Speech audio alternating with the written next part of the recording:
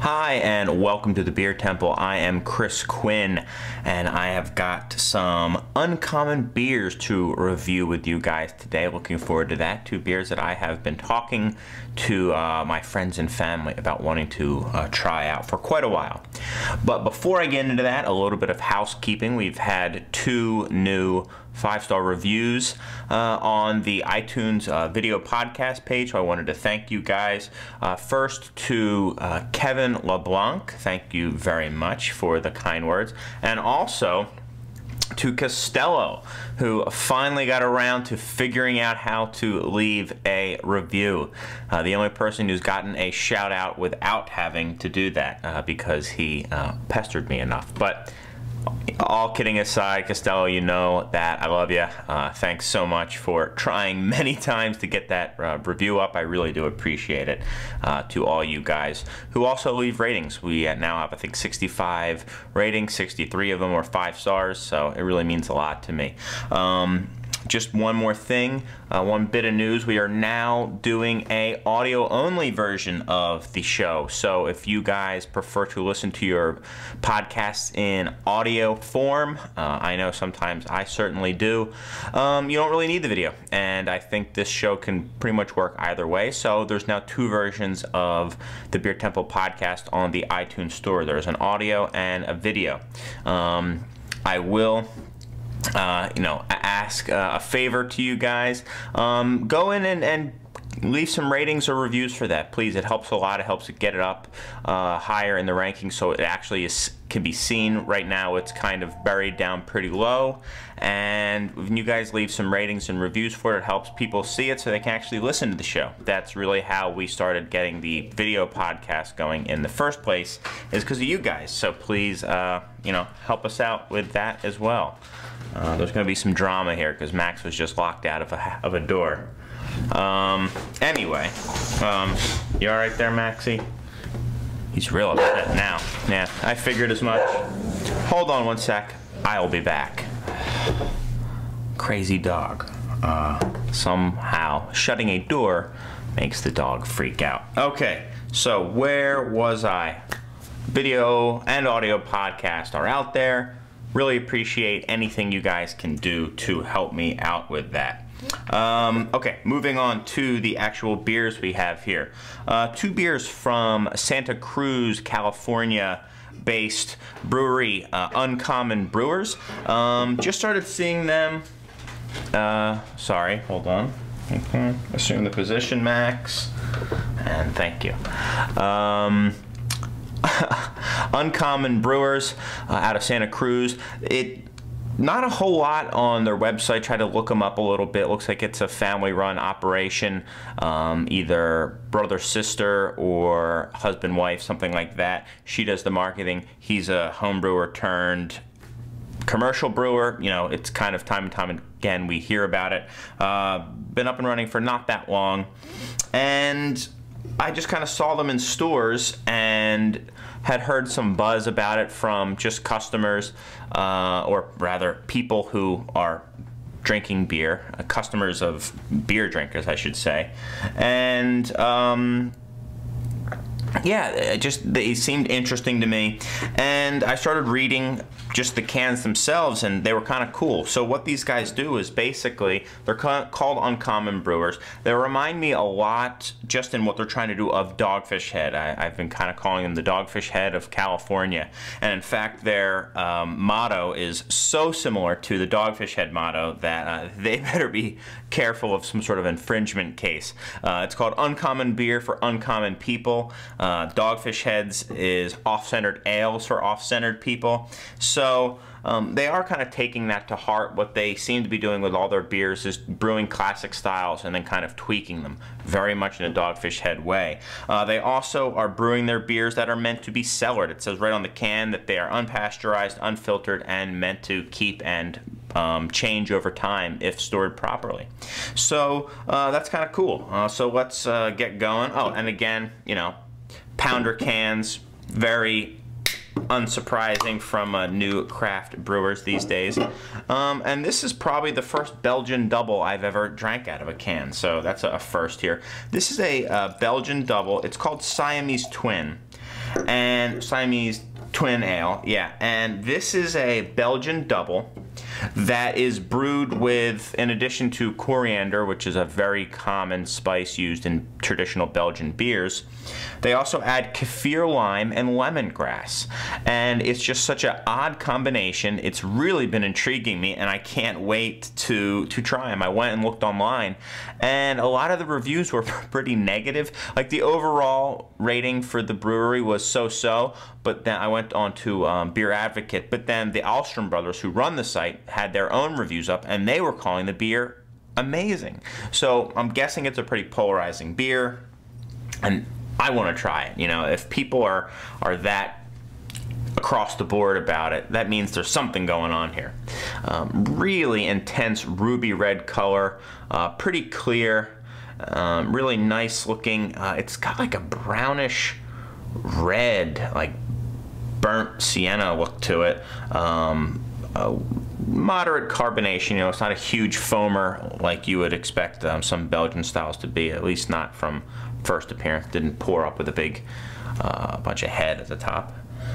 This beer is, they also put their bottle or canned on dates on the bottom of their cans, so good to you guys, Uncommon Brewers. Right out of the gate, you're doing what's right. October 17th, 2011, that's a ways off. We are in middle May now, so, but Belgian Double should be fine, and their beers are meant to be stored and aged, so we'll see how that works. Oh, dude, it smells like a Tootsie Roll. Definitely like a Tootsie Roll component to it. Kind of that like rooty, chocolatey smell to it, candied. A little bit of a peanut butter component to it. I'm trying to see if I get lemongrass and kaffir lime in here. No, I mean, I keep getting that peanut. Like a peanut satay or something.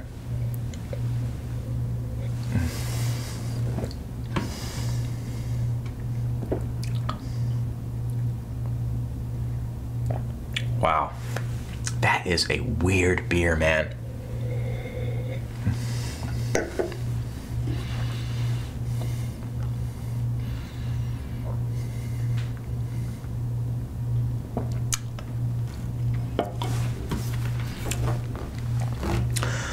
I'm not sure if I get a whole lot of lemongrass, and I'm not sure I get a whole lot of kaffir lime. Maybe in the back end I get some of almost like a kaffir lime rind to it, kind of like a crisp finish, or kind of a, it's not crisp, a bright finish to it, if that makes sense. But I wouldn't necessarily put my finger on the lime. Although now that it's going on and on, I can kind of see that. I'm really getting that nuttiness to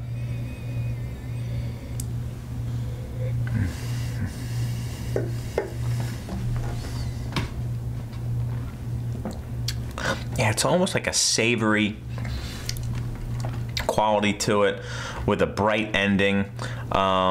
It's got a lot of that kind of Belgian candy note to it, although it is quite dry, so I like that. This is a dry beer. It's also quite still. There's not a lot of carbonation in here, which is definitely stepping away from a traditional Belgian Double, you know, which is fine. This beer is not trying to brew to any style. This is a beer that I would probably want to have a whole can of, and some food to kind of wrap my head around it. I think this maybe would go with some nice spicy food, because the malt back would kind of blend well with that. Maybe some Thai food for some of these Thai spices.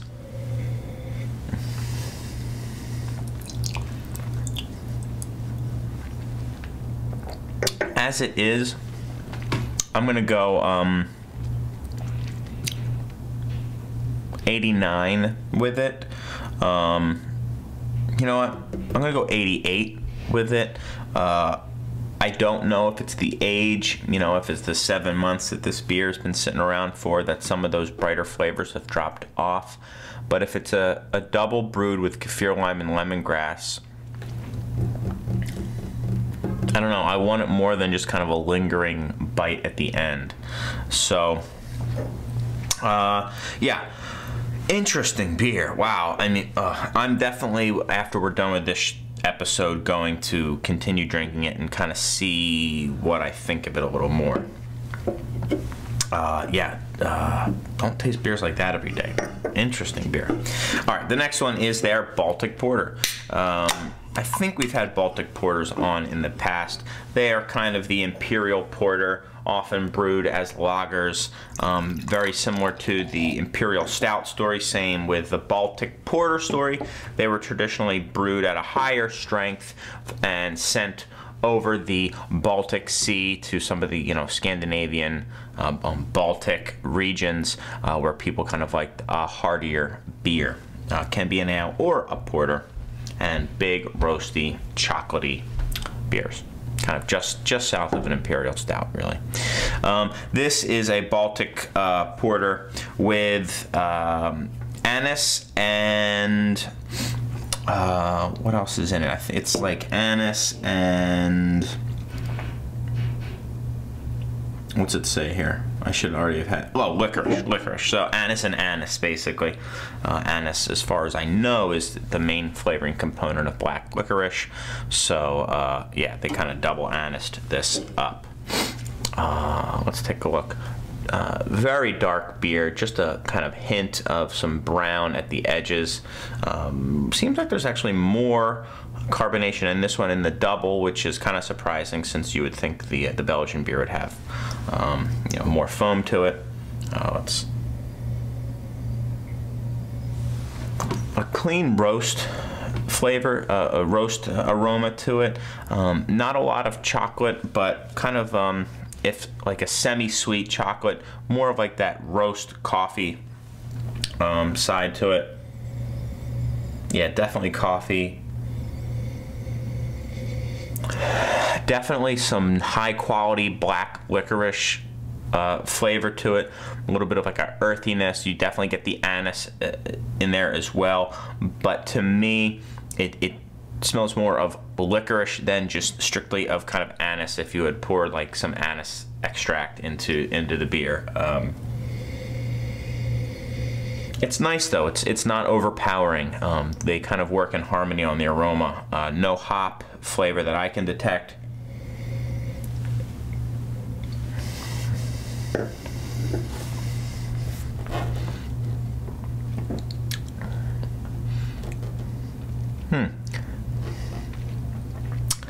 Pretty tasty beer here.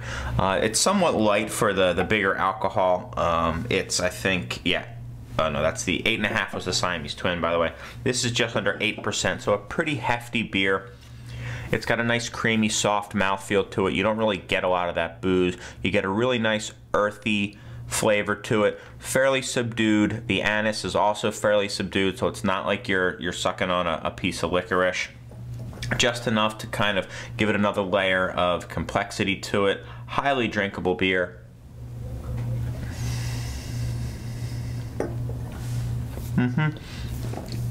So the anise almost gives it like a bit of like an earthy component, or like a root, you know, root beer, something like that. Really nice clean flavors. I'm not getting a whole ton of fruit or dried fruit. It's really about roast, hints of bittersweet chocolate, more towards the coffee, and then that earthy licorice component to it as well. This beer I like quite a bit. It's also quite a bit more fresh, fresher, not more fresher, just fresher. This is about 6 weeks old, and it tastes really nice. I'm going to go higher with this. I'm going to go 91 with the Baltic Porter from Uncommon Brewers. I like it quite a bit. You know, I'm a little bit underwhelmed with the Siamese twin. I might look and see if I can find a fresher can and try that out as well. But there you have it, guys. 2 very uncommon beers out of Santa Cruz, California. Thanks as always for watching. One last reminder to please check us out on iTunes and leave those ratings and reviews on either the video or the audio, or both if you prefer. And you know, you can also drop a comment on our website, craftbeertemple.com. I always try to write you guys back, you know that.